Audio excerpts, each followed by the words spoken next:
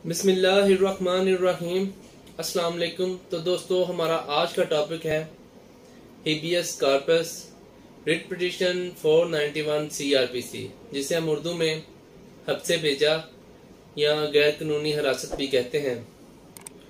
तो एक्चुअली इसका इख्तियारात तो हाई कोर्ट के पास मौजूद था, लेकिन हाई कोर्ट ने ये इख्तियारात नीचे सेशन कोर्ट और डिस्ट्रिक्ट कोर्ट में एडिशनल सेशन जज साहब को भी दे दिए, जिसका मेन मकसद तो यही था कि लोगों को हाई कोर्ट में ना आना पड़े, लोगों का टाइम बचे और वो अपनी मुतलका डिस्ट्रिक्ट में ही अपने मामलों को सॉर्ट आउट कर लें।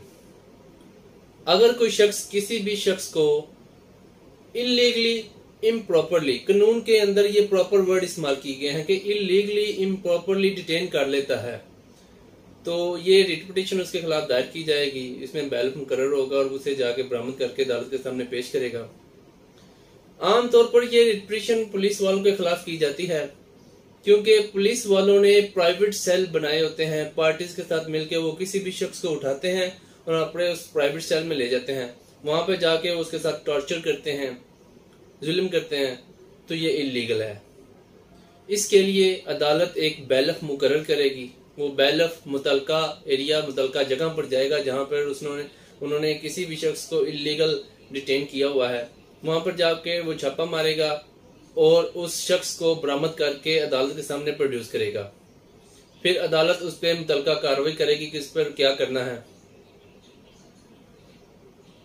अगर किसी शख्स ने किसी भी मुलाजिम को अपने कारखाने में, अपनी किसी भी जगह पे कैद करके रखा हुआ है इस बेस कीमत पे कि मैंने इससे पैसे लेने हैं, मैंने इसको पगड़ी दी हुई है, अब ये मेरा काम कंप्लीट करेगा, मेरा काम पूरा करेगा तो कहीं बाहर जाएगा, वरना मैं इसे नहीं छोड़ूंगा, तो उसके खिलाफ भी रिट पिटीशन दायर की जा सकती है और उस बंदे को बरामद करके अदालत में पेश किया जा सकता है।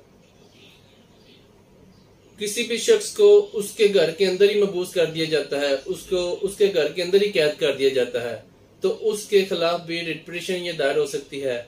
अगर खातून है तो उसे बरामद करवा के उसकी मर्जी के मुताबिक, अगर वो दारुल अमान में जाना चाहती है तो उसे दारुल अमान भेज दिया जाएगा। अगर वो कहीं भी जाना चाहती है, लेकिन उसे उसकी नजायज तहवील से आजाद करवाना ही मकसद है।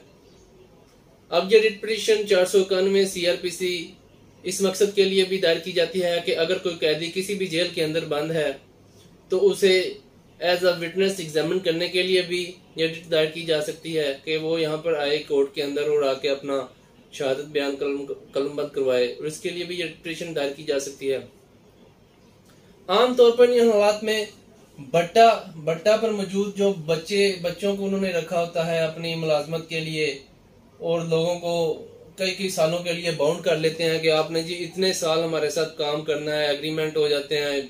ये इलीगल है। अगर लोगों को उनकी आजादी ही आप लोग उनसे छीन लोगे, कहीं जाने नहीं दोगे, कहीं छुट्टियां पर नहीं जाने दोगे, तो ये इलीगल है, ये इम्प्रॉपर है। तो इन हालात में भी 491 की पिटीशन दायर करके उन जालिम मालकान के खिलाफ ये रिट पिटीशन दायर की जाती है और लोगों को, मासूम जानों को उनकी तहवील से आजाद करवा के अदालत के सामने पेश किया जाता है।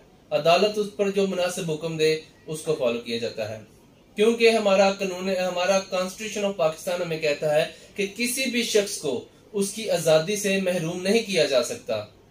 हर इंसान को खुली फजा में जीने का मुकम्मल इख्तियार है, वो अपनी जिंदगी अपनी मर्जी के मुताबिक जी सकता है। तो उम्मीद करता हूं कि मुझे आज के ये टॉपिक आप लोगों को पसंद आया होगा। तो इंशाल्लाह मिलते हैं नेक्स्ट वीडियो में। अल्लाह हाफिज।